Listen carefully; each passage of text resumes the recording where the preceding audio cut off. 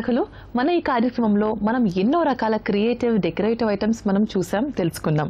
మరి ఇవాళ ఏం చేయబోతున్నారో ఎక్స్పర్ట్ ఆవిడని అడిగి తెలుసుకుందామా? నమస్కారం అండి అన్నపూర్ణ గారు. నమస్తే. ఎలా ఉన్నారు? బాగున్నామండి. ఇవాళ మా సఖులకు ఏం చేసి చూపించబోతున్నారండి? చార్ట్ పేపర్ తోటి కలర్ఫుల్ వాల్ హ్యాంగింగ్ ఒకటి చేస్తున్నానండి. మరి వాటికి కావాల్సినవి ఏంటండి? Chart paper, cardboard, scissors, glue అండి.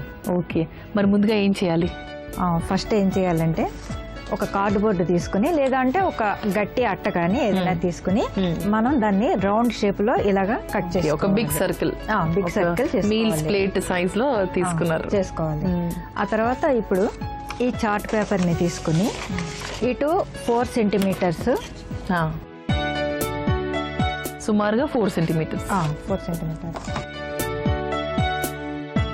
4 సెంటీమీటర్స్ అటు 5 సెంటీమీటర్స్ ఆ లెంగ్త్ లో మనము ఇట్లాగా ఒక పీసెస్ కింద కట్ చేసుకోవాలన్నమాట అన్ని కూడా. ఓకే, అన్ని కలర్స్ ఎన్ని కలర్స్ అయితే మనం చార్ట్ పేపర్స్ తీసుకున్నామో అన్ని కలర్స్ ని కూడా ఇట్లా కట్ చేసుకోవాలండి. 5 సెంటీమీటర్స్ లెంగ్త్, 4 సెంటీమీటర్స్ వీటితోటి మనం ఎన్ని కలర్ పేపర్స్ అయితే తీసుకుంటామో అన్నింటినీ ఈ సైజులో కట్ చేసుకుని పెట్టుకోవాలన్నమాట.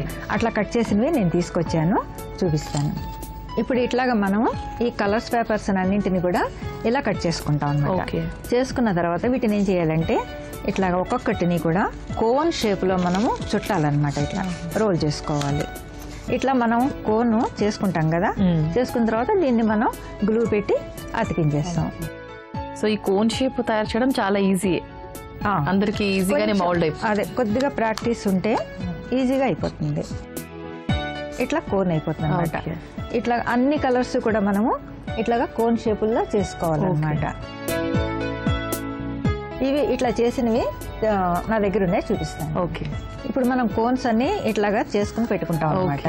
కలర్స్ అన్నీను చేసుకున్న తర్వాత ఏం చేయాలంటే ఫస్ట్ ఒక్కొక్క కోనే తీసుకుని దీని మీద ఎడ్జిలో అనమాట, ఎడ్జిలో మనం గ్లూ రాసుకోవాలి.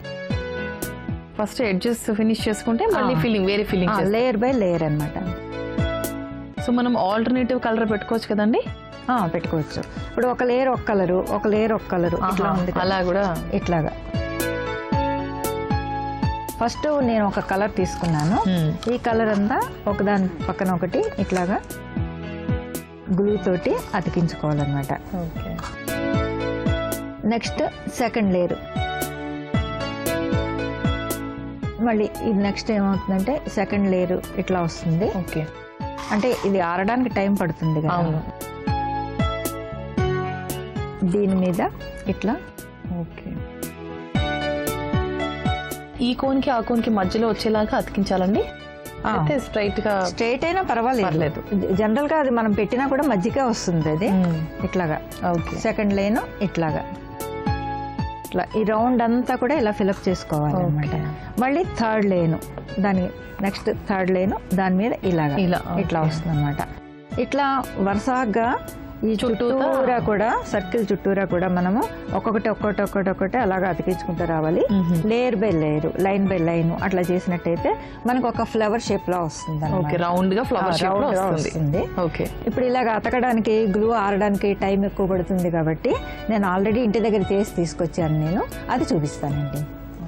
ఇప్పుడు మొత్తం మనం కోన్స్ అన్ని కూడా ఇలా సర్కిల్ లాగా పేర్చుకుని వస్తే ఇట్లాగ వస్తుంది అనమాట, బతుకమ్మకి పేర్చినట్టుగా. బాగుందండి, చాలా వస్తుంది.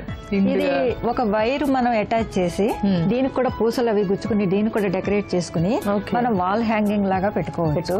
లేదు అంటే గనక ఈ సెంటర్ లో ఉన్నది ఈ భాగం తీసేసి మధ్యలో ఒక విగ్రహం చిన్నది ఏదైనా పెట్టుకుని, ఒక కృష్ణ విగ్రహం అయినా అది కూడా చాలా బాగుంటుంది. లేదు ఒక స్టాండ్ పెట్టుకుని అందులో ఒక ప్రమిద పెట్టుకున్నా కూడా దీపావళికి ఉపయోగపడుతుంది. చాలా బాగుందండి, చాలా చక్కగా చేశారు. కాకపోతే మనం ఈ కోన్స్ అన్ని కొంచెం ఓపికగా చేసి చాలా జాగ్రత్తగా చూసుకుని అటాచ్ చేయడంలోనే ఉంది. అంతే, చాలా చాలా చక్కగా ఉందండి. నిజంగా ఇలాంటివి మనం తయారు చేసుకుని మీరు అన్నట్టుగా వాల్ హ్యాంగింగ్ లాగా డెకరేటివ్ ఐటమ్ లాగా ఎక్కువ ఖర్చు, ఎక్స్పెన్సివ్ కాదు, జస్ట్ పేషెన్స్ ఎక్కువ కావాలి. అందుకే అలాంటి వాటికి క్రియేటివ్ ఆర్టికల్ అంటాం మనం దాన్ని. చాలా చక్కగా ఉందండి, బతుకమ్మ లాగా నిండుగా ఉంది ద వాల్ హ్యాంగింగ్. ఇంత మంచి వాల్ హ్యాంగింగ్ చేసి చూపించినందుకు ధన్యవాదాలండి. నమస్తే అండి.